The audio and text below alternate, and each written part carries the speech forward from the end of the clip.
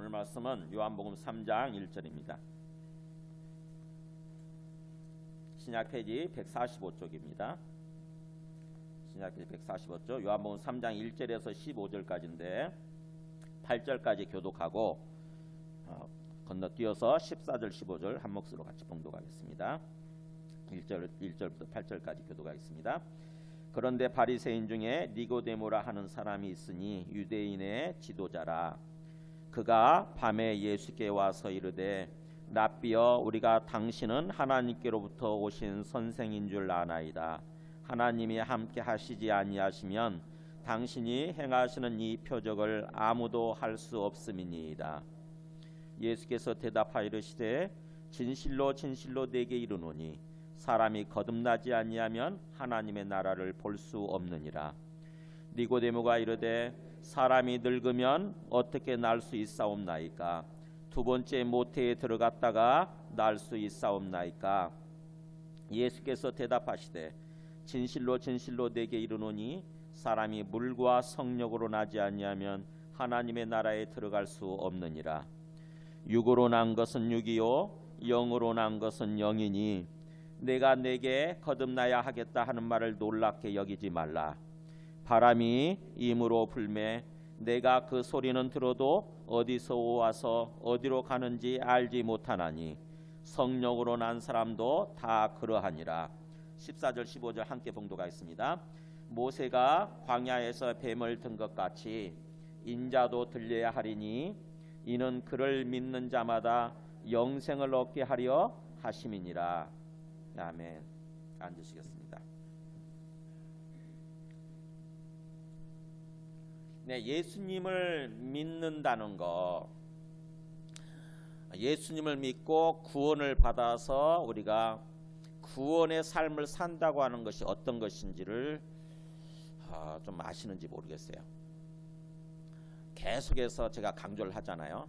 구원이라고 하는 거는 죽어서 우리의 영혼이 죽어서란 말이 꼭 붙죠. 죽어서 우리 영혼이 천국만 가면 되는 그게 아니라고 하는 거죠.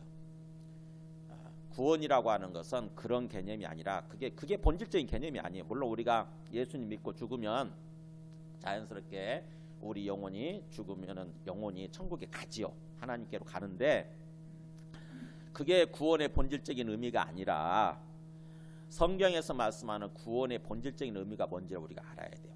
이 땅에서부터 하나님께로 돌아와서 하나님과 함께 삶을 사는 것. 그러니까 하나님을 떠났다가 하나님을 떠났어요. 우리가 집 나간 탕자처럼 둘째 아들 그 탕자처럼 하나님 집을 떠나버렸다고. 우리가 하나님을 떠났다가 다시 하나님께로 돌아온 거예요. 하나님 집으로 들어온 거죠. 하나님 집으로. 그렇다고 한다면 이 땅에서 우리가 어떤 삶을 살아야 되느냐 하는 거죠. 하나님 집으로 들어온 거, 그게 구원이에요. 그게 구원. 그래서 오늘 말씀을 통해서 다시 한번 우리가 이 성령을 따르는 삶이라고 하는 주제를 가지고 오늘 5번째 이렇게 예배를 드리게 되는데, 오늘 마지막으로 성령을 따르는 삶에 대해서 마지막으로 이렇게 예배를 드리려고 합니다. 그리고 다음 시간부터는 또 우리 신앙생활, 우리 삶의 본질적인 어떤 그런 부분을 놓고 이렇게 말씀을 듣고 예배를 드리려고 합니다. 자, 오늘 말씀 보세요.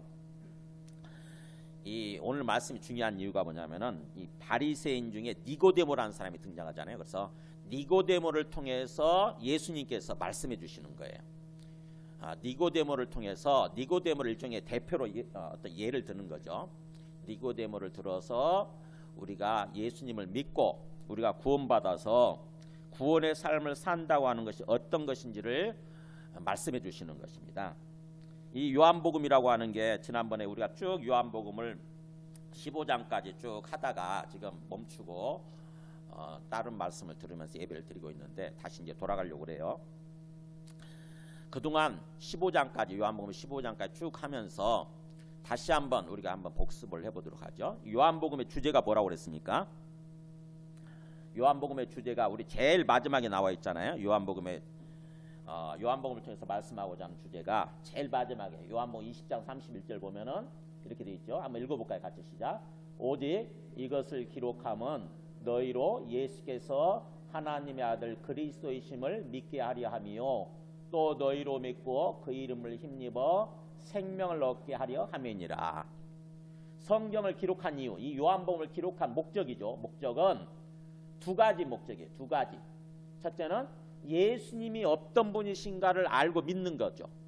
예수가 어떤 분으로 믿어야 하냐면은 하나님의 아들 그리스도라고 하는 걸 믿는 거예요. 예수가 어떤 존재냐? 흔히 우리 인간적인 관점에서 보게 되면은 그냥 인간 예수잖아요. 인간 예수의 사람, 우리와 똑같이 생겼던 인간 예수예요. 요셉과 마리아의 아들로 태어나서 죽을 때까지 33살 먹었잖아요. 33살. 33년을 사신 거죠. 그래서 인간적인 관점에서만 보게 되면은 그냥 인간이에요. 인간 예수. 그런데 예수님께서 하신 말씀 또 예수님께서 보여주신 표적, 궁극적으로 예수님의 죽으심과 부활을 통해서 예수님에 대한 관점이 새로워지는 거예요. 예수님을 새롭게 아는 것입니다. 예수님께서 보여주신 수많은 표적들을 보니까 예수가 그냥 인간 예수가 아니었던 거예요. 그것을 보여주기 위해서 이 성경을 이 요한복음을 기록하고 있는 거죠. 요한복음에 보면은 7가지 표적이 쭉 나오지 않습니까? 처음에 물을 포도주로 바꾼 사건하며 나중에 죽어가던 왕의 아들 신하를 살려주고 또 38년 된 병자를 살려주고 그다음에 오병이어 표적도 풀고 제일 마지막에는 이미 죽어버린 나사로를 살리잖아요. 그게 7가지 표적이에요. 그 7가지 표적을 통해서 예수가 누구냐? 하나님의 아들이시고 그리스도다라고 하는 거예요. 그러니까 하나님의 아들, 즉 하나님이시다 뜻입니다. 이게 하나님의 아들은 하나님이란 뜻이에요. 예수가 인간인 줄 알았더니 본질적으로 그분은 하나님의 아들 하나님이셨던 거예요. 그런데 그분이 그리스도 구원자로서 오셨다고 하는 거죠. 이 그리스도가 구원자라는 뜻이에요. 우리를 구원하시기 위해서 이 땅에 오신 거예요. 그렇다고 한다면 예수님을 믿을 때에 우리가 구원받게 된다고 하는 거죠. 그래서 그 구원이 뭔가 도대체 이걸 또 알아야 되는 거죠. 그 다음에 첫 번째, 그렇게 요한복음의 기록 목적의 첫 번째, 예수님이 하나님의 아들 그리스도라고 하는 것을 분명히 믿는 것이고, 그래서 그렇게 믿게 되면, 그렇게 믿고 그 이름을 힘입어서, 즉 예수 그리스도를 힘입어서 생명을 얻게 하려 함이니라. 이 생명이 바로 뭐냐? 우리 육체적인 생명이 아니라 우리의 영혼의 생명이라고 하는 것입니다. 우리 영적 생명이에요. 영적 생명. 소위 영생이에요. 영생. 그러니까 두 가지 목적인 거죠. 예수를 하나님의 아들 그리스도로 믿는 거. 그래서 예수를 그렇게 하나님의 아들 그리스도로 믿게 되면 우리가 생명을 얻는다고 하는 것입니다. 영생을 얻는다는 거예요. 영생. 영적인 생명. 그러면 이 땅에서 우리가 영생을 얻었으면, 영적 생명을 얻었으면 이 땅에서부터 영생의 삶을 살아야 되는 거잖아요. 그렇죠? 영생을 얻어놓고 그냥 어디 있는지도 모르고, 영생이 내 안에 있는지 없는지조차 모르고 똑같이 세상 사람들하고 똑같이 그런 어떤 또 육체적인 생명만을 가지고 그런 삶을 사는 것이 아니라, 영생을 얻었으면 영생의 삶을 살아야 되는 거죠. 그래서 그렇게 하도록 하기 위해서 요한복음이 기록되어 있다고 하는 것입니다. 그러니까 요한복음을 하나하나 읽으시면서 항상 여기에다 초점을 맞추고 읽는 거예요. 요한복음을. 그러면 요한복음이 깨달아져요. 그래서 오늘 말씀도 그런 맥락에서 지금 주어져 있습니다. 보세요. 오늘 말씀이 시작되기 전에 첫 번째 표적이 앞에 있었죠. 2장 1절에서 11절까지 바로 물을 포도주로 바꾼 사건이죠. 첫 번째 표적. 7가지 표적 중에 첫 번째 표적, 물이 포도주로 바뀌었어요. 이거는 화학을 아는 사람들은, 좀 배우고 화학을 아는 사람들은 이게 말도 안 되는 사건인 거예요. 물은 포도주로 저절로 바뀔 수가 없어요. 절대로. 화학적 기호가 완전히 다릅니다. 물하고 포도주는. 근데 바뀐 거예요. 예수님이 뭔가를 섞은 것도 아니고, 뭐 포도주 원액을 거기다 섞은다거나 뭔가 탄 게 아니에요. 그냥 바뀐 거예요. 그냥 물이었는데, 멀쩡한 물이었는데 예수님이 그냥 바꾸신 거예요.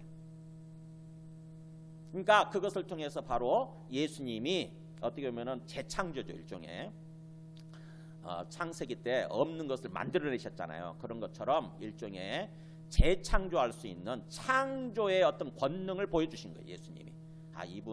예수님은 그야말로 창조하실 수 있는 분이시구나. 뭔가를 만들어내실 수 있는 분이시구나. 그래서 이분이 바로 하나님의 아들 하나님이시구나 이걸 보여주시는 거죠. 그래서 그 첫 번째 표적을 보여주고 나서 그 첫 번째 표적이 말씀해주는 그런 영적인 의미죠. 그것을 따라서 말씀이 전개가 됩니다. 어디까지냐면은 2장, 3장, 4장 42절까지예요. 그래서 4장 43절에 가서 보면은 한번 가서 보세요. 4장 43절에 가서 보면은 두 번째 표적이 나오거든요. 죽어가던 왕의 신하의 아들을 살려준 거. 다 죽어갔어요. 다 죽어가는데 역시 그 생명도 살려줄 수 있다고 하는 것을 보여주는 거죠. 그래서 그 두 번째 표적이 있기 전까지 4장 42절까지 바로 첫 번째 표적과 연관된 그런 말씀인 거죠. 물을 포도주로 바꾼 사건, 그것은 바로 뭐냐면은 그 물은 사실은 어떤 물이었냐면은 그 유대인의 정결 예식을 위해서 담아놓은 물인 거죠. 그러니까 즉 다시 말하면 유대인들은 밖에 나갔다가 집에 들어오게 되면은 뭐예요? 손발을 씻고 들어갑니다. 손발을 씻는 그 정결 예식이에요. 그러니까 손발 씻는 거 소위 손발 씻기 위해서 물을 이 입구에다가 가득 이렇게 담아놨는데 거기다가 주님께서 물을 가득 담아놓게 하시고 그 물을 가지고 포도주로 바꿔버린 거죠. 즉 다시 말하면 유대교에서 어떻게 보면은 유대교를 위해서 쓰임 받는 어떤 그런 물이 하나님께서 기뻐하시는 하나님 나라의 잔치죠. 혼인 예식을 위해서 쓰임 받는 그런 포도주로 바꿔버린 거예요. 그래서 이것이 무엇을 의미하는지를 얘기하고 있는 것이 이제 오늘 3장의 니고데모 사건이고요. 그 다음에 나중에 4장에 보면은 사마리아 여인 사건이거든요. 그래서 오늘 말씀을 먼저 보게 되면은 3장 1절에 바리새인 중에 니고데모가 등장하죠. 니고데모라는 사람은 바리새인이고요. 그 다음에 유대인의 지도자라고 돼 있어요. 그러니까 이 사람은 바리새인이다 그러면은 이스라엘 그 어떤 거면은 그 사회를 이루고 있는 어떤 중심을 이루고 있는 어떤 그런 국민인 거죠. 어떤 중산층 일종의 중산층 우리식으로 얘기하면은 그러니까는 굉장히 어떻게 보면은 어떤 그 권능을 행사하고 있었던 지도자로서 인정받는 거죠. 그러면서 유대인의 지도자다 그 말은 산헤드린 공의 지도자다 이런 뜻이에요. 유대인의 사회를 이끌어가고 있는 어떤 단체가 뭐냐면은 산헤드린 공회거든요. 입법부, 사법부, 행정부를 합쳐놓은 조직이에요. 71명으로 구성돼 있어요. 의장까지 해가지고 71명으로 구성돼 있어서 거기서 모든 재판을 하고 거기서 모든 걸 결정하는 거예요. 그러니까 굉장히 뭔가 어떤 능력이 있고 권능이 있는 거죠. 우리도 그렇잖아요. 우리도 사법부에서 재판을 하게 되면은 그 재판에 따라야 되는 거 아닙니까? 그잖아요. 그런 것처럼 그 유대인의 산헤드린 공회의 지도자 중에 한 사람이니까 굉장히 권능이 있는 어떻게 보면은 사회적으로 직급이 있는 그런 사람인 거죠. 근데 그런 사람이 니고데모가 밤에 예수님께 찾아옵니다. 자기 체면도 있고 그러니까 예수님께 찾아오는 거예요. 예수님이 하시는 그런 표적을 보니까 앞에 물로 포도주로 바꾼 사건도 있고 여러 가지 바꾼 표적들이 있거든요. 가만히 예수님을 이렇게 지켜보고 또 예수님에 관한 소문을 듣다 보니까 예수님이 범상치가 않은 거죠. 분명히 뭔가 자기 그 어떤 산헤드린 공회에서는 예수님을 뭔가 인정하지 않고 예수님을 비난하고 그러긴 하지만 자기가 개인적으로 생각해 볼 때는 예수님이 범상치가 않은 거예요. 분명히 뭔가 하나님이 보내셔서 하나님으로부터 온 어떤 그런 선지자 정도 이렇게 생각이 되는 거죠. 하나님이 보내신 선지자 같은 거예요. 이 예수님이. 그러니까는 자기가 밤에 찾아온 것입니다. 체면도 있고 그래서 알려질까 봐 밤에 찾아와서 예수님한테 그렇게 얘기하잖아요. 2절에 보니까 랍비여 선생님이라고 부르잖아요. 선생님. 랍비가 선생님이라는 뜻이에요. 선생님 이런 뜻이에요. 선생님 우리가 당신은 하나님께로부터 오신 선생인 줄 아나이다. 가만히 보니까 당신은 하나님으로부터 오신 선생 말씀을 가르쳐주는 어떻게 보면은 선지자 분명한 것 같습니다. 이런 뜻이에요. 선지자인 것 같습니다. 하나님이 함께 하시지 않는다고 한다면은 당신이 행하시는 이 표적을 아무도 할 수 없을 것입니다. 그러니까는 하나님이 분명히 당신을 보내셔서 하나님이 함께 하고 계시기 때문에 분명히 이런 일들을 할 수 있을 것입니다. 그렇기 때문에 당신은 하나님으로부터 오신 선생님 같습니다라고 얘기를 하는 거죠. 어떻게 보면은 니고데모 얘기를 가만히 들어보면 좀 기특하죠, 그죠? 니고데모가 기특하고 니고데모의 어떻게 보면은 전혀 문제가 없는 것처럼 보이잖아요, 그죠? 니고데모한테 전혀 문제가 없는 것 같아요, 언뜻 보게 되면. 근데 예수님의 관점에서 보게 되면 이 땅에 오신 그분이 하나님의 아들이시고 우리를 구원하기 위해서 오신 그리스도라고 하는 어떤 구원자 관점에서 보게 되면은 니고데모는 심각한 문제가 있다고 하는 것입니다. 뭐라고 말씀하시냐면 3절에 그랬죠. 예수께서 대답하여 이르시되 진실로 진실로 내게 이르노니, 뭔가 진실로 진실로 이 말은 굉장히 간절함을 얘기하는 거예요. 굉장히 이게 아주 중요한 얘기, 뭔가 정직한 얘기, 진실된 얘기를 한다고 하는 거죠. 그래서 진실로 진실로 너에게 이르노니 사람이 거듭나지 않냐면 하나님의 나라를 볼 수 없느니라. 이 무슨 뜻일까요? 지금 니고데모를 향해서 주님이 말씀하시는 건데 뭔가 툭 선문답 하듯이 던지듯이 말씀하시죠. 니고데모야 이렇게 말씀하는 것도 아니고 그냥 총칭적으로 얘기를 해요. 사람이라고 하는 존재가 이렇게 얘기하잖아요. 모든 사람이 그런 뜻이죠. 누구든지 거듭나지 않냐면 하나님의 나라를 볼 수 없다 이렇게 말씀하시는 거죠. 그 말은 니고데모를 향해서 하는 얘기죠. 니고데모야 네가 거듭나지 않냐면 하나님의 나라를 볼 수 없어 이렇게 말씀하는 거 똑같잖아요, 지금. 그러니까 예수님의 어떤 그 말귀를 잘 알아들어야 되는 거죠.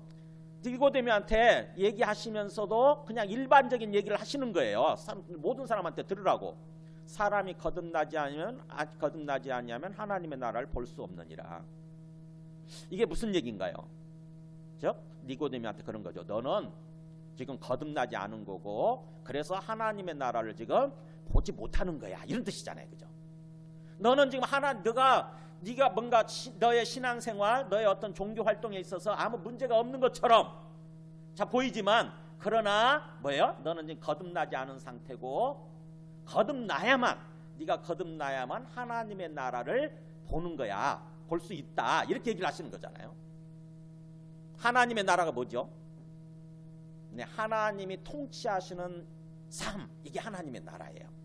우리가 죽어서 가는 천국을 말하는 것이 아니라 하나님이 내 심령에 막 역사하면서 내 심령을 딱 이끌고 가시는 거죠. 그러면 내 삶이, 내가 생각하고 말하는 거, 그 다음에 내가 행동하는 거, 내 삶이 하나님의 인도하심을 따라서 살아가는 거예요. 그래서 하나님이 주관하시고 하나님이 통치하시고 하나님이 다스리시고 인도해 가시는 그런 삶, 이게 하나님의 나라거든요. 지금 예수님이 보실 때는 니고데모라는 사람은 지금 그런 삶을 살고 있지 않다고 하는 것입니다. 니고데모 입장에서 한번 생각을 해보세요. 이거는 굉장히 충격적인 얘기입니다. 우리는 아무런 생각이 없죠. 근데 니고데모 입장에서 이 얘기를 들었을 때 얼마나 충격적이었어요. 왜냐하면 니고데모는 지금 이스라엘 사회의 지도자예요. 소위 바리새인이고 사내들인 공의 지도자예요. 그러니까는 하나님을 아는 사람들 아닙니까? 그잖아요. 이스라엘 민족이라고 하는 것은 하나님이 먼저 택하고 불러주셔서 율법을 주시고 하나님을 알려주신 거잖아요. 그러니까 소위 하나님을 잘 안다고 하는 어떻게 보면 종교인이에요. 종교인. 더군다나 이 사람은 지도자인 거죠. 그런데도 불구하고 예수님이 뭐라고 하시냐면 너는 지금 하나님을 모르는 거야 이렇게 얘기하는 거 똑같은 거죠. 너는 하나님을 제대로 아는 게 아니다. 하나님을 진정으로 믿는 것도 아니고 그래서 결국 하나님이 통치하시는 삶, 하나님의 나라를 지금 누리면서 살고 있지 못하다. 네가 그러기 위해서는 너 거듭나야 돼 이렇게 말씀하시는 거야. 거듭나야 돼. 그러니까는 니고데모 입장에서 보면은 굉장히 엄청난 숙제를 준 거죠, 그죠? 우리하고 똑같은 거예요. 우리 생각해 보세요. 내가 그동안 나는 하나님을 잘 안다고 생각을 하고 하나님을 잘 믿고 있다고 생각을 하고 수십 년 동안 신앙생활을 해왔어요. 생각해 보세요. 수십 년 동안 신앙생활을 해와서 내 직급이 높아지고 보면은 집사 직분을 받고 그 다음에 권사 직분을 받고 남자들로 얘기하면 안수 집사 직분도 받고 그 다음에 장로 직분도 받고 심지어는 선교사가 됐다고 생각해 보세요. 그렇게 살아왔다고 수십 년 동안. 근데 예수님이 뭐라고 하냐면은 누구누구야 부르면서 네가 진정으로 거듭나야 하나님의 나라를 누리면서 사는 거야. 네가 진짜 하나님이 이끌어 가시는 그런 삶을 살려면 너 거듭나야 돼. 이렇게 말씀하신다고 생각해보세요. 얼마나 자존심 상하고 충격적인 얘기겠어요. 그렇잖아요. 우리 권사님들을 향해서 뭔가 어떤 안수집사 장로님들을 향해서 그런 얘기를 한다고 생각해보세요. 당신은 지금 거듭나지 않는 거라고. 당신은 진짜 하나님을 지금 믿는 게 아니라고. 그래서 하나님이 원하시는 삶을 살고 있는 게 아니라고 얘기를 했다고 한번 생각해 보세요. 지금 예수님께서 니고데모를 향해서 그렇게 얘기하신 것입니다. 사람이 거듭나지 않냐면 하나님의 나라를 볼 수 없느니라. 본다고 하는 게 경험하는 거거든요. 하나님의 나라를 경험할 수 없느니라, 누릴 수 없느니라. 니고데모가 어떤 생각을 했는지 모르지만 그 말기 자체를 잘 못 알아들었는지 이렇게 질문을 합니다. 두 번째 질문을 하죠. 4절에 니고데모가 이르되 사람이 늙으면 어떻게 날 수 있사옵나이까? 두 번째 모태에 들어갔다가 날 수 있사옵나이까? 이렇게 물어요. 내가 늙었는데, 아마 이분이 어떤 사내들인 공의 지도자고 그러니까 적어도 원로 위치에 있는 거죠. 원로, 이스라엘 사이 원로 위치. 그러니까는 적어도 50은 분명히 넘었을 것이고 60 넘었을 수도 있고, 그렇죠. 내가 이렇게 늙었는데, 그런 뜻이에요. 늙으면이란 말이. 사람이 이렇게 늙었는데, 내가 이렇게 나이를 먹었는데 어떻게 또 날 수 있습니까? 어떻게 또 태어날 수 있습니까? 두 번째 모태에 들어갔다가, 두 번째 어머니 뱃속에 들어갔다가 또 태어나야 되는 겁니까? 이렇게 묻는 거죠. 그러니까 말귀를 못 알아듣는 거죠. 예수님이 거듭나야 된다는 말을 썼을 때 이게 말귀가 어려운 거예요. 여러분 이해가 되세요? 거듭나야 된다. 이 거듭난다는 말이 사실은 원래 원문을 보게 되면은 위로부터 난다, 이런 뜻이에요. 위로부터. 거듭이란 말이 거기 그 3절에서 거듭이란 말이 원래 원뜻은 위로부터 이런 뜻입니다. 하늘로부터 이런 뜻이에요. 하늘로부터. 그러니까 위로부터 태어나지 않으면 하나님 나라를 볼 수 없다 이랬는데, 이 위로부터란 말이 이해가 안 되는 거죠. 내가 지금 분명히 태어났고 내가 지금 생명을 가지고 살아가고 있는데 예수님이 또 태어나야 된다고 그러니까 니고데모 입장에서는 그 말이 이해가 안 되니까 이렇게 묻는 거예요. 내가 이렇게 늙었는데 어떻게 어머니 뱃속에 또 들어갔다 또 태어나야 된단 말입니까? 그런 게 있습니까? 그럴 수 있습니까? 이렇게 묻는 거죠. 그랬더니 예수님이 좀 더 자세하게 설명을 해주시는 거예요. 자세하게 말씀해 주시는 것입니다. 5절에 예수께서 대답하시되 진실로 진실로 너에게 이르노니 사람이 물과 성령으로 나지 않으면 하나님의 나라에 들어갈 수 없느니라. 자, 거듭난다는 말은 무슨 뜻이냐? 이로부터 태어난다는 말은 무슨 뜻이냐? 물과 성령으로 나는 걸 말씀한다고 하는 거죠. 물과 성령으로. 그러니까 위로부터 두 번째 태어난다는 말은 무슨 뜻이냐면은 물과 성령으로 태어나는 것을 말씀한다고 하는 것입니다. 물과 성령이 뭐냐? 물은 세례를 가리켜요. 회개하고 회개하는 거, 회개하고 세례 받는 거죠. 회개를 가리키고 진정으로 죄를 회개하고 그 다음에 예수님을 믿는 거잖아요.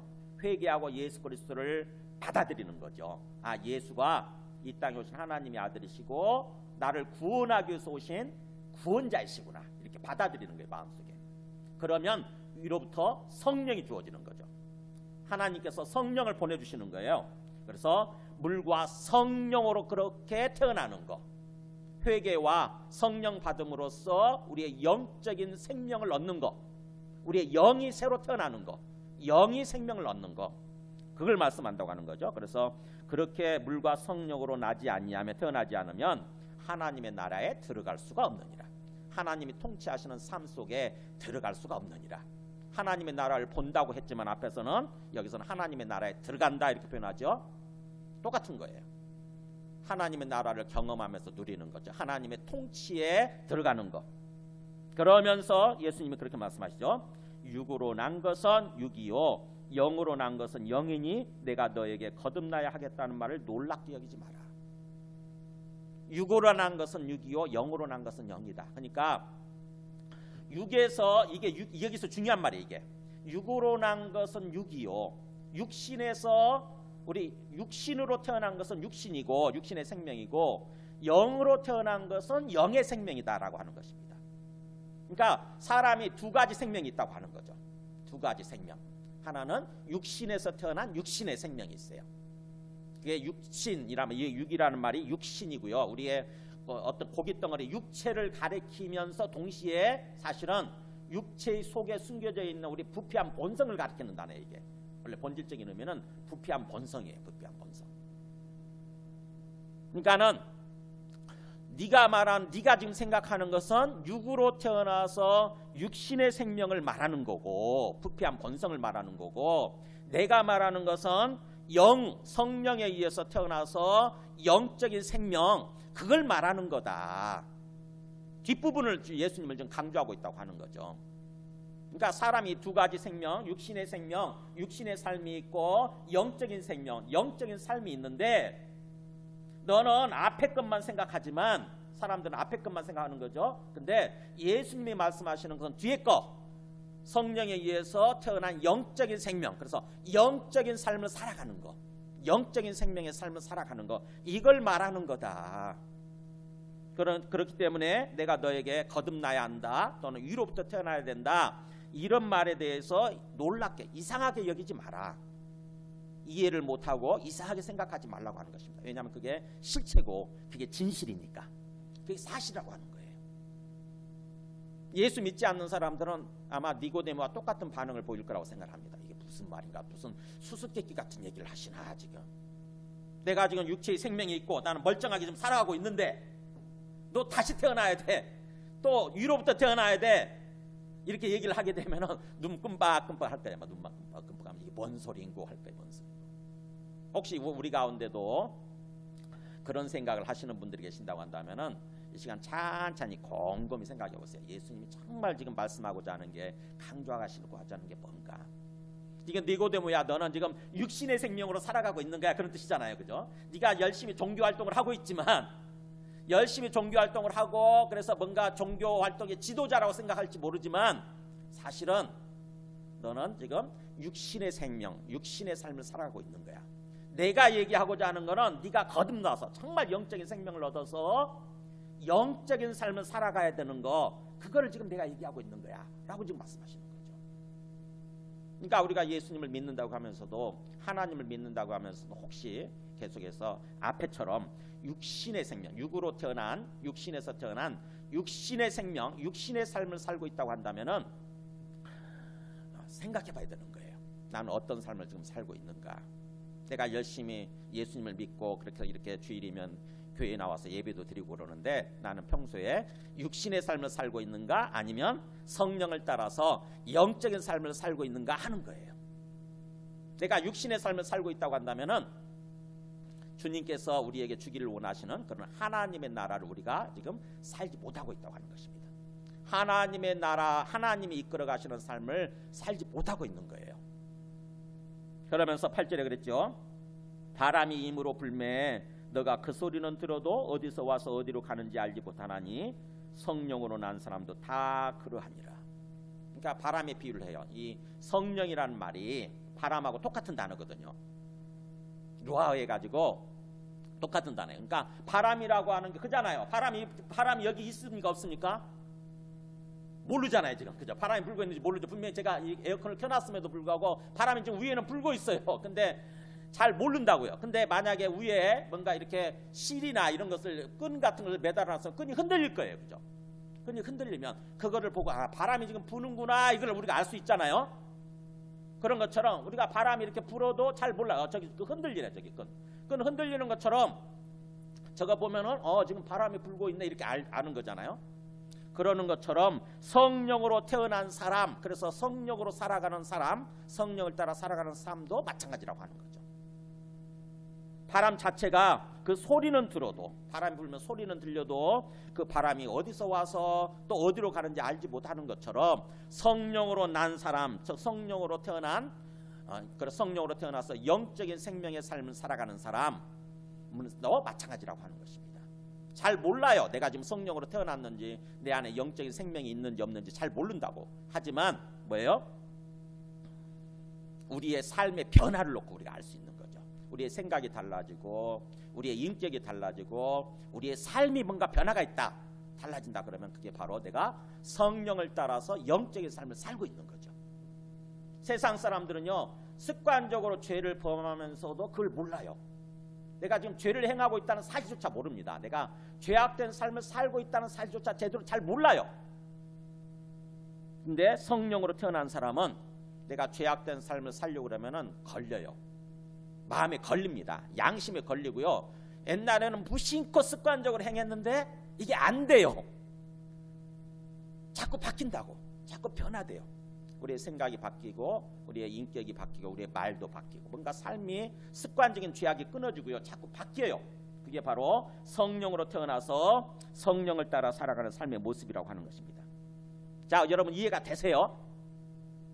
여러분은 이제 참 어떻게 보면 신앙생활을 오래 해왔기 때문에 이해가 될지 모르지만 니고데모는 처음 듣는 얘기이기 때문에 보세요. 이해를 못합니다. 9절에 보면은 니고데모가 대답하려되 어찌 그런 일이 있을 수 있나이까. 말도 안 되는 소리네요. 그런 뜻이에요. 어떻게 그런 일이 있을 수 있지요? 어떻게 영적으로 태어나서 영적인 삶을 살아가는 게 있을 수 있지요? 그러니까 육신의 생명만 안 거죠. 육신만 알았어요. 부패한 본성 육신을 따라 살아가는 삶만 안 거지 성령의 삶을 모르는 거죠. 10절에 예수님이 책망을 합니다. 예수께서 그에게 대답하여 이르시되 너는 이스라엘의 선생으로서 이러한 것들을 알지 못하느냐. 소위 이스라엘의 선생이라고 하면서 너는 그러니까 오랫동안 신앙생활을 해온 거죠. 어떻게 보면 오랫동안 유대교 종교 지도자면서 소위 하나님 말씀도 가르치고 율법도 가르치고 그런 사람이면서도 어떻게 이런 일을 알지 못하느냐. 하나님이 이것을 말씀하고자 하는 건데 그런 뜻이죠. 11절에 진실로 진실로 너희에게 이르노니 우리는 아는 것을 말하고 본 것을 증하노라. 예, 우리는 예수님과 하나님 아버지를 가리키겠죠. 그래서 우리는 아는 거, 실제적으로 아는 거죠. 실제적으로 경험을 통해서 아는 거, 그 다음에 본 거. 그러니까 실제적으로 있는 일이라고 하는 것입니다. 실제로 있는 일을 증언하노라. 그러나 너희가 우리의 증언을 받지 아니하노도다. 문제는 뭐예요? 이거에 대해서 성령으로 태어나서 영적인 삶을 살아가는 거 이거에 대해서 모르는 이유가 뭐냐? 안 받아들이려고 하는 게 문제라고 하는 거죠. 예수님의 그 말씀에 대해서 있는 그대로 받아들여서 예수님을 믿게 되면 그래서 성령을 받게 되면 이게 이루어지는 건데 예수님을 믿고 성령을 받게 되면 자연스럽게 성령의 인도하심을 따라서 삶을 사는 게 이게 이루어지는 건데 안 받아들이려고 하는 거 자꾸 거부하는 거 이게 문제라고 하는 거죠. 그래서 내가 땅의 일을 말하여도 너희가 믿지 아니하거든 하물며 하늘의 일을 말하면 어떻게 믿겠느냐. 땅에서 일어난 일이에요. 지금 이 땅에서 우리가 경험할 수 있는 일을 말해도 안 믿는다고 한다면은 실제로 하늘에서 일어나는 일, 하나님 아버지가 계시는 지금 하늘에서 일어난 일을 만약에 있는 그대로 다 말을 한다고 한다면 어떻게 믿겠느냐 하는 거죠. 못 믿죠, 그죠? 그러면서 하늘에서 내려온 자, 곧 인자 외에는 하늘에 올라간 자가 없느니라 그러면서 예수님은 바로 하늘에서 내려오신 분, 그래서 하늘에 장차 올라가시는 분이라고 하는 거. 오직 예수님만이 바로 하나님 아버지에게서 오신 하나님의 아들 그리스도라고 하는 것을 말씀하시면서 오늘 말씀의 결론이에요. 모세가 광야에서 뱀을 든 것 같이 인자도 들려야 하리니 이는 그를 믿는 자마다 영생을 얻게 하리 하심이니라. 자, 예수님이 이 땅에 오신 이유, 우리가 예수님을 믿는 어떤 궁극적인 목적 뭐냐? 바로 뭐예요? 영생을 얻게 하기 위한 거죠. 영생을 얻는 거. 그러니까 우리가 예수님이 이 땅에 오셔서 십자가에서 죽으시잖아요. 그래서 십자가에 죽으신 이유가 바로 우리로 하여금 그렇게 예수님을 믿게 되면은 모두 다 영생을 얻도록 하기 위한 거라고 하는 거죠. 영생. 그게 구원이에요. 이게 구원. 그러니까 예수님을 믿으면 우리가 구원을 얻는다고 그러는데 그 구원이 뭐냐? 바로 요한복음식으로 얘기하면은 영생을 얻어서 영생의 삶을 사는 거, 이게 구원이에요. 그 반대는 영생의 삶의 반대는 뭐냐? 육신의 삶이에요. 육신의 삶. 아까 6절에서 말하는 육신의 생명만을 가지고 살아가는 거. 육신의 삶, 부패한 본성을 따라 살아가는 삶. 그래서 우리가 예수님을 믿는다고 한다면은 진정으로 영생을 얻어서 영생의 삶을 살아가야 된다고 하는 거죠. 자, 예수님이 이 땅에 오셔서 죽으신 이유, 그게 바로 거기 이 14절에서 말하는 모세가 광야에서 뱀을 든 것 같이 인자도 들려야 된다는 말이 무슨 말이냐? 민수기에 나오는 말이에요. 민수기 한번 21장 보여주실래요? 여기에 중요한 메시지가 담겨있기 때문에 제가 천천히 한번 살펴볼게요. 민수기 21장에 보면 어떤 일이 벌어지냐면요, 그 이스라엘 사람들이 광야를 통과해서 드디어 가나안 땅에 들어가잖아요. 출애굽을 한 다음에 광야를 지나서 가나안 땅에 들어가려고 드디어 가나안 땅을 코앞에 두었습니다. 지도를 앞에 보여주실래요? 여기 보면은 여기죠. 출애굽, 여기 애굽이에요. 애굽에서 쭉 출발해 가지고 홍해를 건너서 시내산이죠. 시내산을 지나서 드디어 여기가 광야, 여기 들어가려고 하는 이게 가나안 땅이에요. 하나님이 주신 약속의 땅. 여기 들어가려고 드디어 여기 이곳에 이르렀어요. 이게 어디냐면은 가데스 바네아라고 하는 여기에 이른 거죠. 그래서 하나님이 여기서 들어가라고 그랬어요. 근데 이스라엘 사람들이 불안한 거야, 두려운 거야. 그래서 우리가 그냥 무작정 들어가는 게 아니라 정탐꾼들을 보내서 정탐한 다음에 들어갑시다 했어요. 그래서 그거를 받아들인 것입니다. 모세가 받아줬어요. 그래, 그러면은 각 지파별로 한 명씩 가지고 12명을 정탐꾼으로 보냈거든요.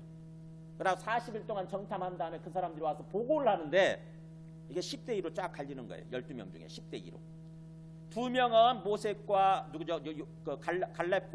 갈렙과 여호수아는 긍정적으로 보고를 해요. 하나님이 주신 약속의 땅이 맞습니다. 우리가 들어가면 됩니다. 근데 10명은 그렇게 보고를 하지 않습니다. 10명은 보니까 그 땅은 사람을 삼키는 땅입니다. 우리 들어가면 다 죽습니다. 그 사람들이 얼마나 키가 큰지 우리는 거기에 마치 고목나무에 매미 붙은 것처럼 마치 우리가 메뚜기라고 표현하잖아요. 메뚜기 같은 존재 같습니다. 그러면서 또 그 사람들이 지키고 있는 성은 너무너무 견고합니다. 우리 거기 들어가면 다 죽습니다. 그러니까 우리 거기 들어가지 말고 다시 애굽으로 돌아갑시다 이렇게 한 거예요. 그래서 저기 이스라엘 사람들이 여기서 하나님의 그 어떤 말씀에 순종하지 못하고 여기 못 들어가고 결국 다시 그 애굽으로 돌아가려고 하다가 하나님이 심판을 해요, 이 사람들을. 그래서 광야로 다시 돌아가 이렇게 해버린 거죠. 그때부터 38년을 더 뺑뺑 이제 도는 거예요, 광야로.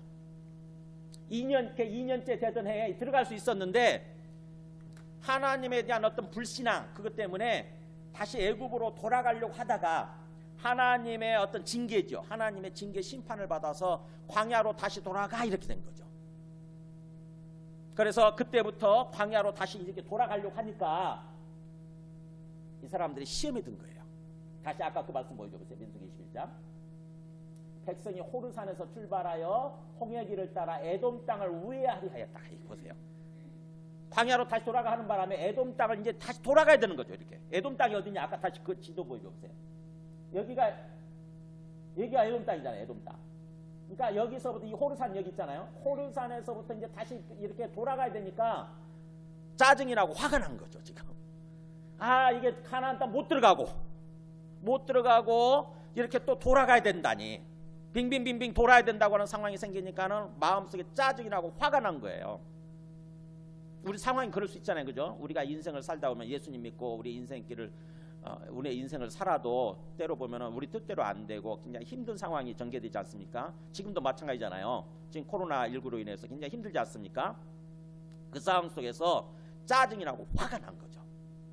한번 보세요. 말씀 보여주면은 그래서 호르산에서 출발했는데 그 홍해길을 따라서 에돔 땅을 우회하려 하였다가 길로 말미암아 백성의 마음이 상하니라.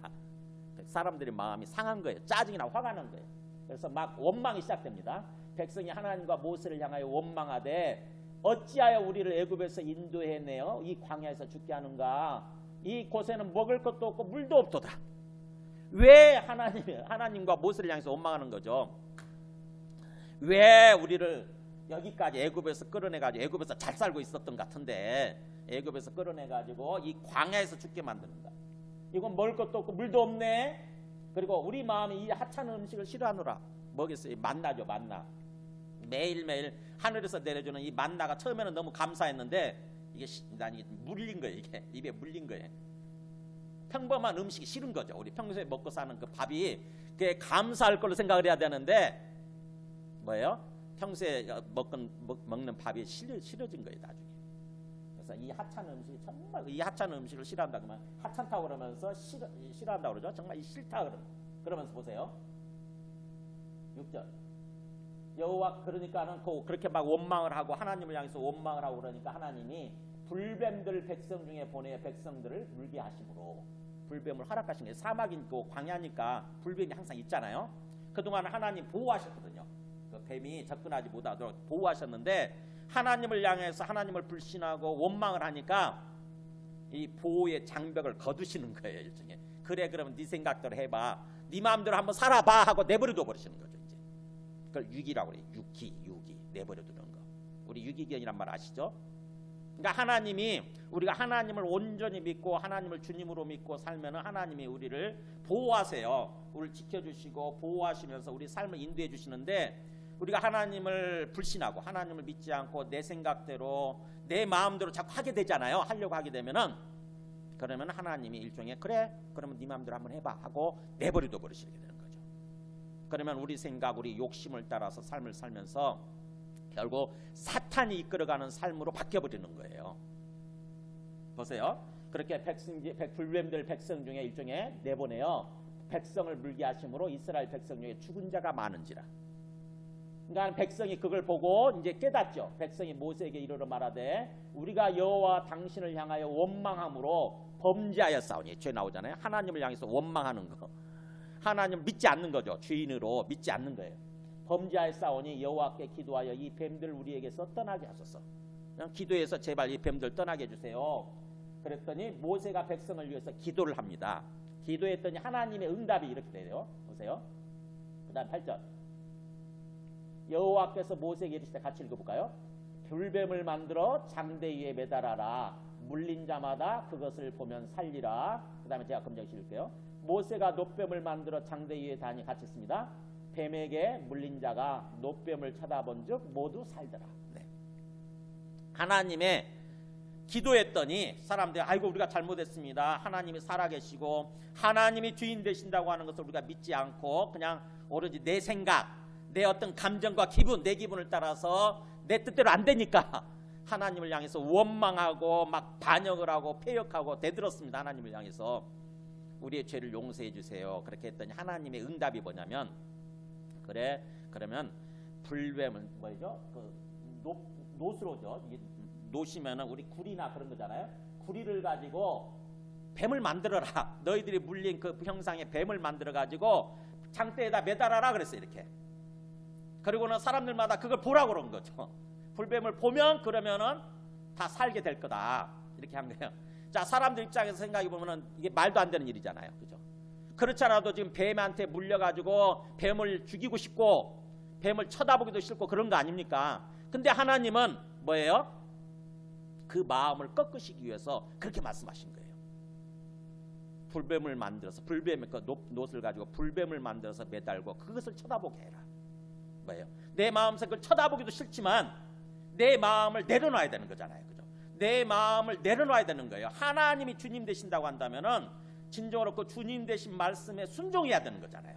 주님의 말씀에 순종해야 되는 거예요. 내 생각이 싫어도, 내 생각과 달라서 싫어도 정말 하나님이 주님이시라고 한다면 하나님 말씀에 순종해야 되는 거지 않습니까? 하나님은 그것을 요구하시는 거죠. 그래서 불뱀을 만들어서 장대에 매달아라 그러면서 그걸 보면 살 거다 이렇게 말씀하신 거예요. 그래서 그거를 진정으로 믿고 자기 생각을 내려놓고 그 놋뱀을 쳐다본 사람은 산 거예요. 모두.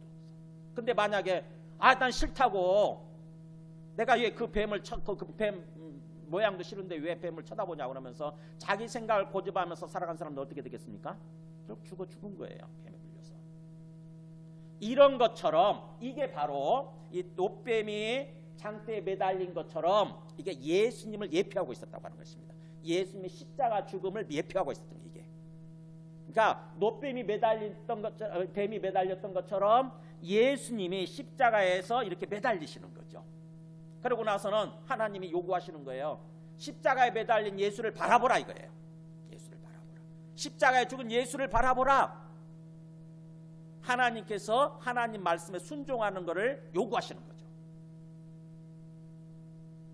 그래서 예수님의 십자가 죽음이라고 하는 것은 바로 뭐냐면 우리를 살리기 위해서 죽으신 거예요. 우리를 살리기 위해서. 한번 로마서 3장 23절 한번 보여주실까요? 로마서 3장 23절 보면 이렇게 나오잖아요. 모든 사람이 죄를 범하였으며, 그러니까 하나님을 거부하는 거예요. 죄라고 하는 것은 하나님을 주인으로 거부하는 거. 내가 주인 돼 사는 거예요. 내 생각을 따라서, 내 욕심과 내 욕망을 따라서 계속해서 그걸 사는 거. 그 모든 사람이 그렇게 죄를 범하였으며 하나님의 영광에 이르지 못하더니, 내가 주인됨으로 말미암아서 하나님의 영광 또는 영광 가운데 계시는 하나님이에요. 하나님이 우리에게 주기를 원하시는 그 하나님의 빛 가운데 들어가는 거, 하나님의 영광 가운데서 살아가는 거, 거기에 이르지 못했다고 하는 거예요. 사람들이. 하나님이 원래 원하셨던 것은 하나님의 영광에 이르는 삶이거든요. 모든 사람한테 하나님이 기대하시는 삶은 하나님의 영광 속에서 살아가는 삶이에요. 나중에 우리가 완전히 구원의 완성에 들어가게 되면 회복된 에덴 동산이죠. 에덴 동산에서는 그렇게 살 거예요. 근데 하나님이 그렇게 원하시는데 그런 삶을 살지 못하더니 보세요. 그리스도 예수 안에 있는 속량으로 말미암아, 그리스도로 오신 예수죠. 구원자로 오신 예수님 안에 있는 속량이란 말이, 속량, 양반으로 회복시켜 준다 이런 뜻이에요. 그러니까 조선시대 말이에요. 이게 조선시대 양반과 상놈으로 구분되어 있었잖아요. 근데 양반이었다가 돈이 없어가지고 우리가 또 죄를 짓는 바람에 상놈으로 전락한 거죠. 종으로 전락했는데 그걸 회복시켜 주는 거죠. 그래서 속량이란 말은 양반으로 회복시켜 준다, 즉 하나님의 아들들로 회복시켜 준다 그런 뜻이에요. 그러니까 그리스도 예수 안에 있는 속량으로 말미암아 하나님의 은혜로 값없이 의롭다 하심을 얻은 자 되었느니라. 그러면서 이 예수를 하나님이 그의 피로써, 예수님의 십자가 죽음이죠. 예수님의 그 그리스도의 십자가, 예수님의 죽음으로써 믿음으로 말미암는 화목제물로 세우셨다. 그러니까 예수님의 십자가 죽음이라고 하는 것은 뭐냐? 그의 피, 십자가 죽음이라는 건 뭐냐면 화목제물이에요. 화목제물. 하나님과 우리 사이를 화목시켜주는, 하나님과 우리가 하나님을 거부하면서 하나님과 우리 관계가 원수 관계로 바뀐 거예요. 이렇게 서로 대적 관계로 하나님 집을 떠나버린 거지. 근데 예수님의 십자가 죽음으로 말미암아서 우리가 그것을 받아들일 때, 내 죄 때문에 죽으셨구나, 나를 대신해서 죽으셨구나. 그래서 예수님을 그렇게 받아들일 때에 우리의 죄가 용서되어지고 하나님과 우리 관계가 화목이 된다고 하는 것입니다. 즉 우리가 다시 하나님 집으로 들어가게 되는 거예요. 하나님의 아들들로 우리가 회복된다고 하는 거예요. 그게 예수 그리스도의 십자가 죽음의 의미예요. 그래서 우리가 예수님을 그렇게 믿게 되면 하나님과 우리 관계가 화목이 되고, 그러면서 우리의 영혼은 의롭다 하심을 얻는다고 하는 거죠. 의롭다 무슨 말이에요? 이게 중요한 말이에요. 의롭다고 하는 것은 깨끗하다 이런 뜻이면서 올바르다 이런 뜻이에요. 깨끗하다, 올바르다. 즉 다시 말하면 하나님이 원래 지으신 상태, 창조하신 그 상태대로 되는 거, 우리의 심령이, 우리의 영혼이, 그게 의롭다 하심을 얻는 거예요. 중요한 단어예요, 이게. 그래서 우리가 예수님 믿고 구원받는다고 하는 것은 하나님과 관계가 화목된다는 의미이기도 하고, 그 다음에 우리의 영혼이 의롭게 되는 거예요. 그러면 우리 영혼이 의롭게 되면 어떤 삶을 살아야 되느냐? 로마서 5장 그 다음 보여줘보세요. 이거 중요한 말이에요. 1절에 한번 읽어볼까요? 시작. 우리가 믿음으로 의롭다 하심을 받았으니 우리 주 예수 그리스도로 말미암아 하나님과 화평을 누리자. 자, 우리가 예수 그리스도를 믿고, 예수 그리스도의 그 십자가 죽음을 믿고 우리의 영혼이 의롭게 되면 어떤 삶을 살자고요?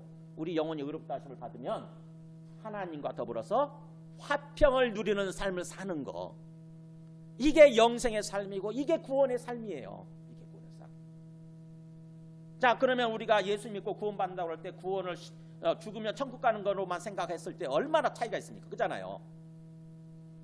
성경은 이 땅에서부터 하나님과 화목을 하고, 그래서 하나님과 더불어서 화평을 누리는 삶을 살아가는 거, 그게 구원이다라고 얘기를 하고 있는데,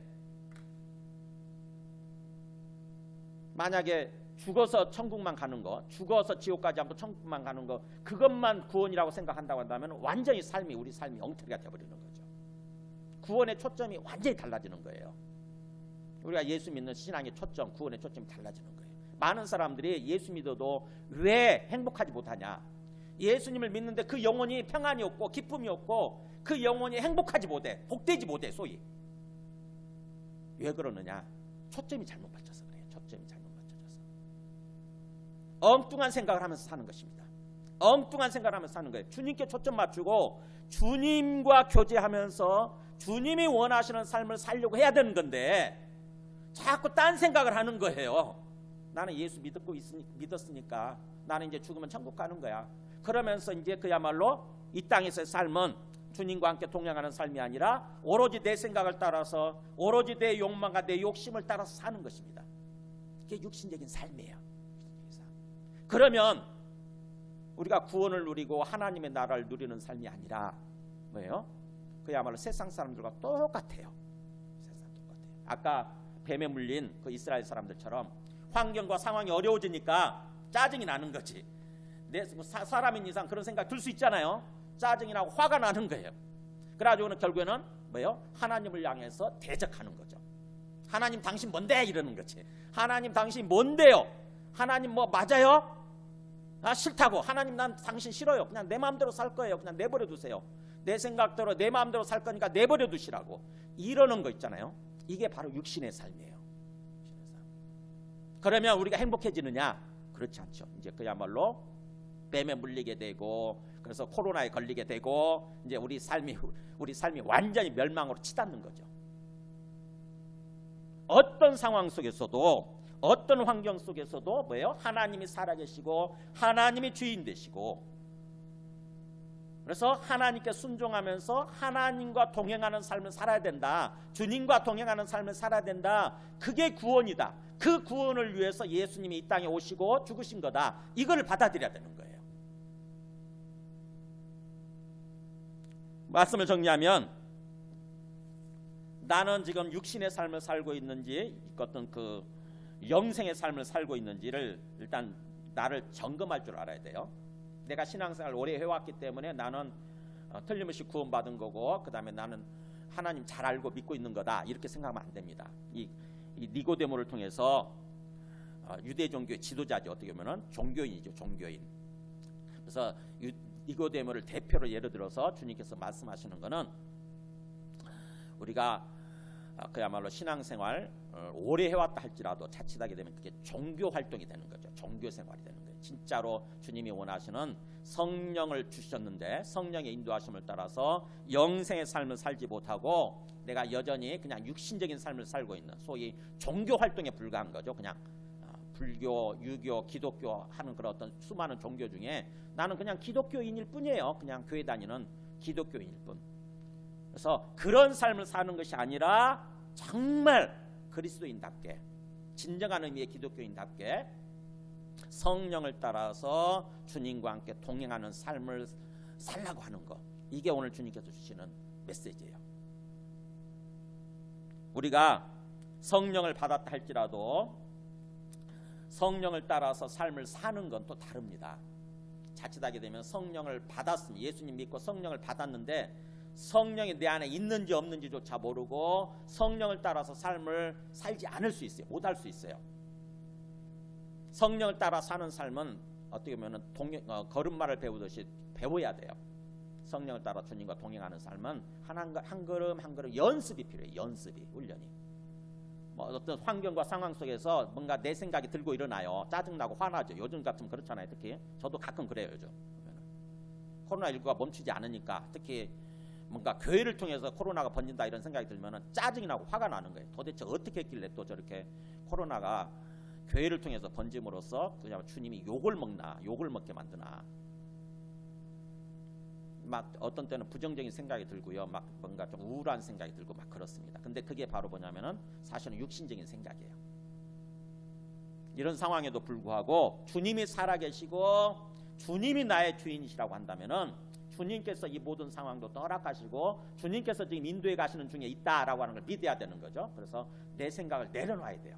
내 생각, 내 감정과 기분 내려놓고 주님께 순종하는 것입니다. 뭔가 이 상황을 통해서 주님께서 인도하시고자 하는 주님의 뜻이 있을 거 아닙니까? 그잖아요. 우리의 죄악된 모습들을 드러내고 주님께서 온전히 주님 되시는 그런 삶을 살도록 하시고자 하는 그런 주님의 뜻이 있겠죠. 그래서 마지막 말씀 보여주세요. 디모데전서 6장 11절. 우리가 성령을 받았으면 이제 성령을 따라서 영생의 삶을 살아야 되는데 어떻게 살아야 되느냐 보세요. 믿음의 선한 싸움을 싸우라. 그 다음에 영생을 취하라. 이렇게 돼 있죠. 영생을 취하라. 지금 사도 바울이 디모데한테 하는 얘기예요. 너는 믿음의 선한 싸움을 싸워라.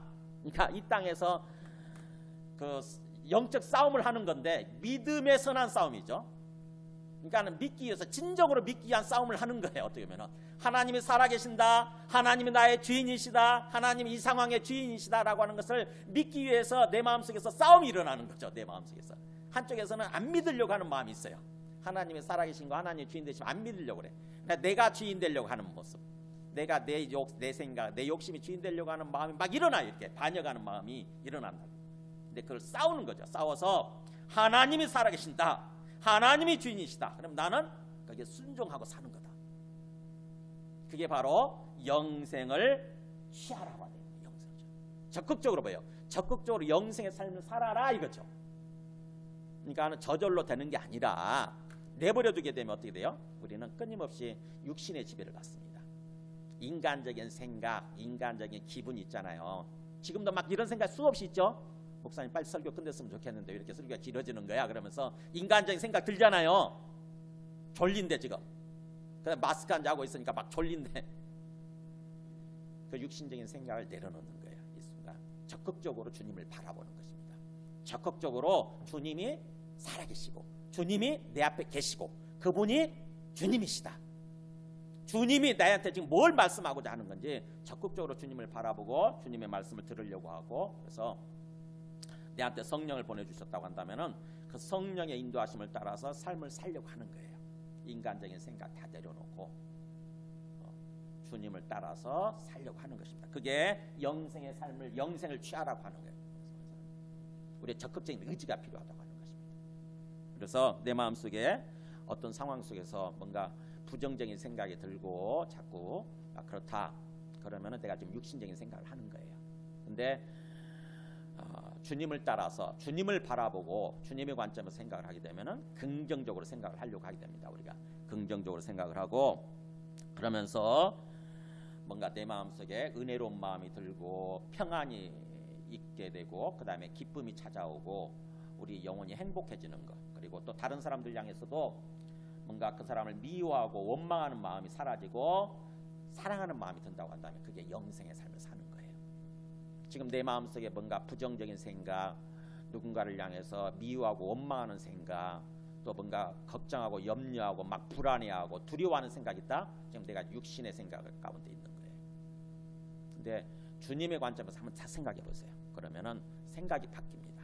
우리 생각이 바뀌고, 그래 주님이 어련히 알아서 하시겠어요, 그죠? 주님이 어련히 알아서 내 삶을 인도해 주시겠나, 이렇게 주님 앞에서 내 생각을 다 내려놓고 주님께 온전히 순종하면서 걸어가려고 하면, 그래서 이 삶을 통해서, 이 과정을 통해서 주님이 나를 참으로 어떤 기쁘고 우리의 영혼이 행복한 삶으로, 구원의 삶으로, 온전한 구원의 삶으로 인도하려고 하시는 거다. 그런 과정 중에 있다. 이런 생각을 하게 되면은 우리가 주님과 온전히 동행하는 어떤 영적인 삶을, 영생의 삶을 살아가는 것이 된다고 하는 것입니다. 우리 모두가 하루하루 한번 그 연습을 해보시기 바랍니다. 다 함께 찬송하고 기도하겠습니다.